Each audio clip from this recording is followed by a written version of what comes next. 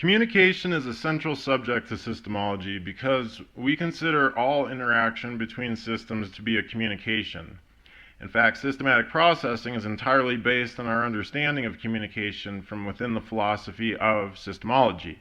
So in many ways, we're really treating various aspects of communication consistently along the pathway. In systemology, communication is systematically handled as a flow. And we've talked a bit about this in terms of inflows and outflows and crossflows in the basic course. This is kind of what allows us to treat all types of communication, not simply speech and gestures that we're most quickly associate with it, with the human experience, but flows occur on a channel between two terminals, usually you and someone else, or when you're observing the exchange of a flow between terminals. So that's basically what we're demonstrating with the circuits. And a seeker may notice similarities between our systemology of communication and the way in which water actually, like water motion or electricity is understood in other applications. Either of these could be used to demonstrate our principles. We will focus here on water. That's what we use in the textbook for the moment, rather than presume that everyone has a good understanding of electricity. We introduce the kind of basic concepts of electricity when we study biofeedback up at the upper levels. So,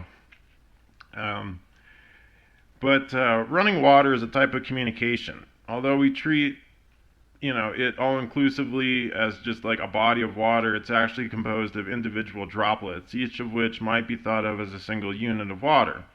In a stream, the activity of flow motion represents communication. So it allows a single unit, across a stream, it allows a single unit to cross a distance from a source point to a destination point within a certain period of time. And therefore, and that's observed, it's an observed movement from one point to another and the duration of time in which that takes place. This kind of gives us this idea that motion and time are connected. So fragmentation is that which blocks the free flow on a channel. It creates kind of a dam for an otherwise fluid, free-moving current. And as we know, concerning water blockages and dams, this has a tendency to build up pressure. And in our processing, this pressure is equivalent to the charge or turbulence that is encountered for a given area. And we talk about fragmentation as a catch-all in terms of the philosophy of systemology. But when we actually get into processing levels beyond theory, but using this, we treat fragmentation in terms of charge and turbulence. So energy flows that have some kind of charge on them where they're fixed in a particular pattern, outside of self-determination, kind of that stuck flow we were talking about, or turbulence where there's so much blockage. And we brought up the rivers, the rapids on a river in a previous lesson. We kind of brought up that all that fragmentation causes all that extra turbulence and so forth. And so, free flow, anything that's outside of a free flow, and that, again, we're not talking about what an individual ultimately decides to communicate with or not communicate with, but inhibited communication and control of these flows by like outside other determined sources is what leads to some of our greatest upsets in life. It leads to the violent protests we see socially. It leads to personal compulsions. It leads to various forms of reactivity, automation, and just general misfortune. So fortunately, control over these communication barriers ultimately remains our own. For regardless of the reasons, it's ourselves as an alpha spirit that decides to go out of communication with a terminal or to relinquish knowing control over the flow of a particular channel. And when we mean a particular channel or a particular current, we mean something the relationship between self and a particular terminal. That relationship here we refer to as likingness. Likingness would be like, for example, how close to proximity, in physical vicinity, one would prefer something to be or even tolerate something to be, would be, for example. So that's just one example. But with enough actualized or focused attention, you can systematically push through any personal communication barrier without even having to address all the reasons for its being there. In the case of basic human communication, most barriers are crossed simply by, quantity and volume. If you think about if you were to talk enough about a particular area, you would eventually find yourself uninhibited about communicating that subject. And in the reverse of this, or how we become inhibited, would be when an outside other determined source repeatedly demands or even enforces with action that we stop that flow of communication each time we start it. So systematic processing resolves this by encouraging a flow until the barriers are essentially cleared away.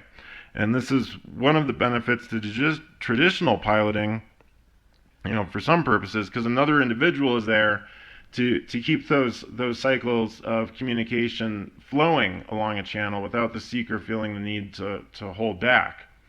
So they, keeping them focused in session, encouraged.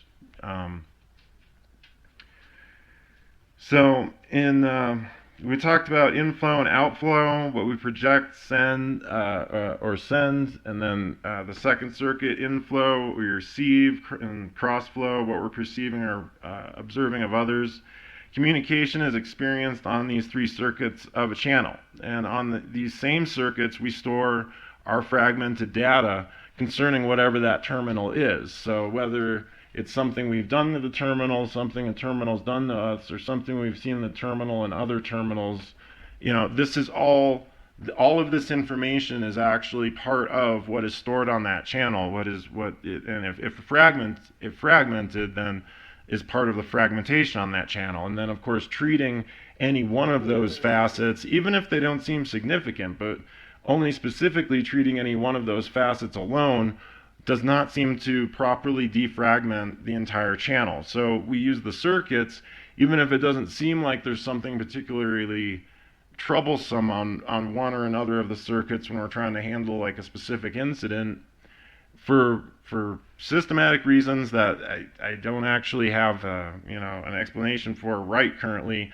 other than the fact that we were talking about the debris from the entire channel. So we have to basically analytically treat everything on that channel that's associated, all of the associated knowledge with it. So there you go. I do actually have an explanation for you. So we talked about willingness to reach and do and so forth before, but now the processing exercise is basically the most direct and basic example of communication processing.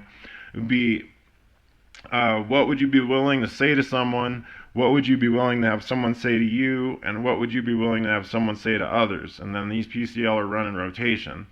The procedural instruction is to spot specific things that you are willing to communicate about. It's possible that there are many specific areas that require additional processing later in order to handle, that area completely. So we're not trying to invalidate any kind of progresses or gains that you make along the way, and don't invalidate yourself if you feel like you're still avoiding certain things. This process is just, again, run until you're feeling good about it. And perhaps have actually, if you treat it analytically, have an increased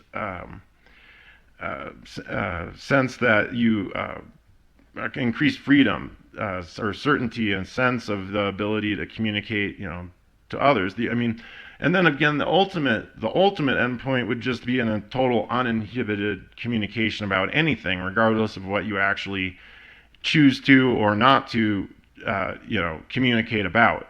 So. And then an advanced upper level application of the same process is also included just in your right there in level 0. So and I'll just give that to you here. What would you be willing to read in someone's mind? What would you be willing to have someone read in your mind? And what would you be willing to have someone read in another's mind? So again, we just kind of introduce those sporadically throughout the, when I say we're not getting into the advanced stuff, you'll see just how far this goes in the amount that we actually will cover within these videos. So levels 0 to 6 are actually, if you were to, even though we have all this ascension work and upper level stuff developed, if you were to actually, work level 0 to 6 through to its, full end realization points, you would be a step beyond anything that humanity has really been able to evolve to on its own, if you consider what it's currently doing a forward of evolution at all. So this subject of communication, because we kind of incorporate it to mean anything, any kind of interrelationship or exchange, it's handled in various areas throughout the entire pathway. Here we're just kind of targeting it directly, and so really, too, what it's considered magic or mysticism is simply a handling of communication that's originating from, an alpha spiritual existence.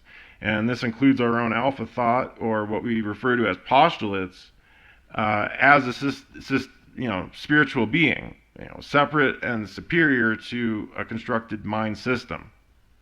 And a postulate, we'll get into that more as we go along, but it's a decision for things to be or not be, essentially. It's kind of an uppermost thought that brings things into a creative thought, that brings things into existence or brings things into a reality agreement.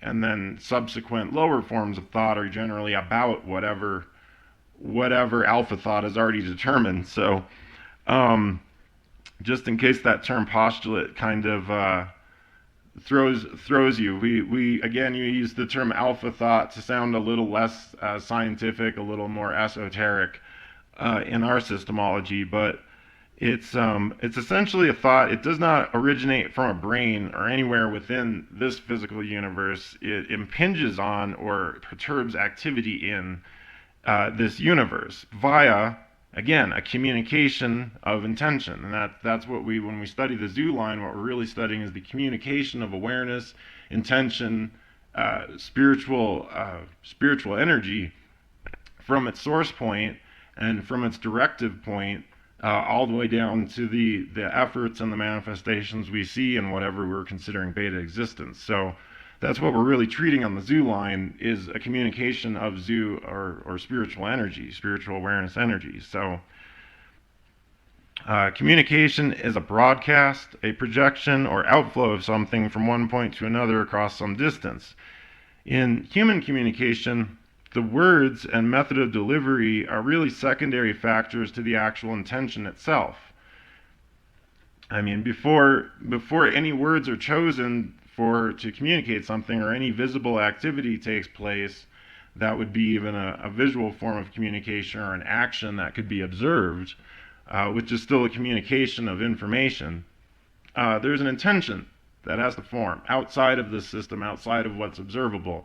There's an intention that forms, and then the visible activity occurs as a result of that, and that's where there's an intention from a source point, which is outside the confines of beta existence, and then the destination point intended for that to reach is generally some kind of activity within beta existence. So that, in a nutshell, would be, mysticism and magic right there. It's also how we're treating our philosophy of spiritual awareness in terms of processing. So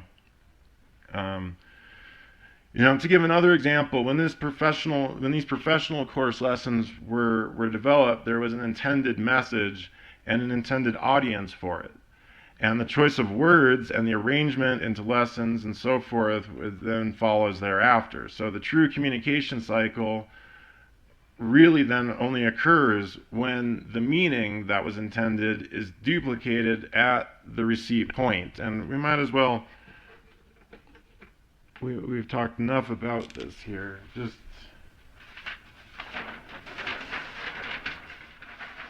and we can do this horizontally, even though sometimes we talk about the zoo line.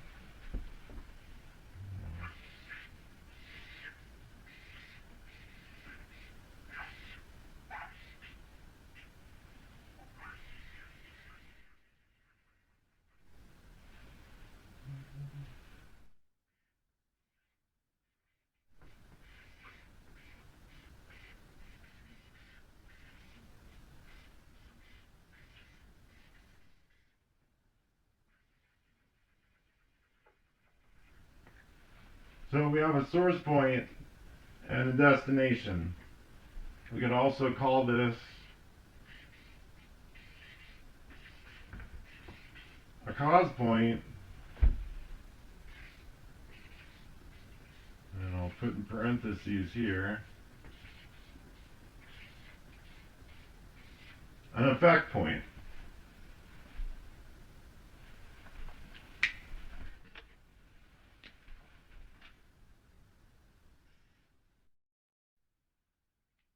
And this, of course, being the distance between.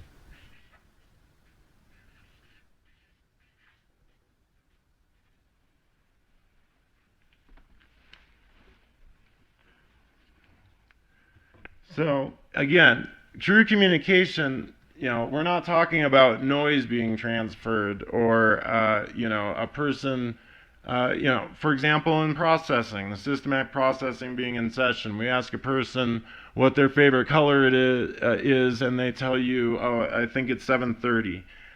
That's not communication, that's noise. That's, the intended communication was, what's your favorite color? And, they've either misheard or through whatever point, and it's usually within that distance that that one has to overcome. The fragmentation there. Remember that the destination, when you're talking to an individual, your intention isn't to talk to their body, to their meat body.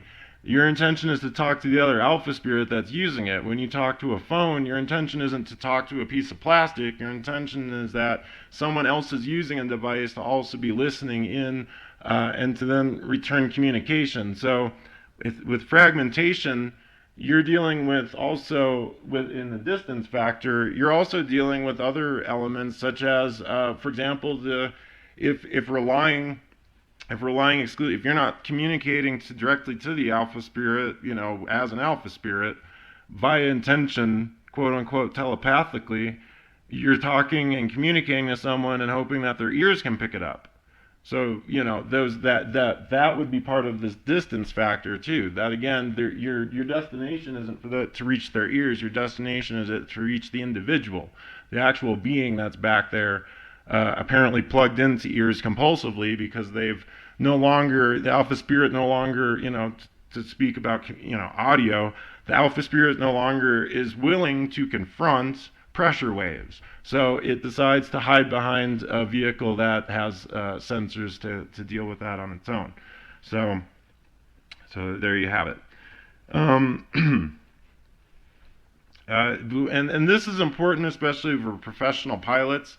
It's important for if you're doing this solo, which is one of the reasons we're kind of breezed through the information in the PCLs, because this course was intended specifically, we've done a lot of pilot training, but this course is intended specifically on solo practitioners, solo pilots, piloting others, traditional piloting of others. We spend a lot of time studying and drilling to make sure that this is actually taking place, because traditional piloting to co-piloting, it doesn't do anything without it. You would be surprised how many hours have been wasted trying to communicate with someone that's not really there. So, okay. So where communication concerns the individual or seeker, we're most concerned with intention, the increase in strength of clarity of intention. With enough intention behind a message, behind the meaning, you can actually, might even say the wrong words, and others will still be able to duplicate the understanding implied. So again, the actual intention from the source point sometimes is enough to override any of the issues that might be encountered along the distance. So there's various kinds of ways in which you could practice with that. We actually include one of them here. And this is an objective process, so you choose an object, say hello to it repeatedly, notice the point in space you are projecting each hello, and that means projecting it to, so notice where you're actually, are you saying hello to the room, or are you saying hello to the actual object that you selected? That would be a point of, directing intention. And then directly intend them to various specific points surrounding the next. So if practice basically, if this is the object, observe when you first start doing it, directing hellos to it, and observe if you are actually directing hellos to the object. Then practice directing hellos to points that are around the object or near the object or around, notice the difference in intentionally focusing the communication source point and intending the destination to be in various places. And then finally, at the end of it, intently focus your hellos right into the center of the object.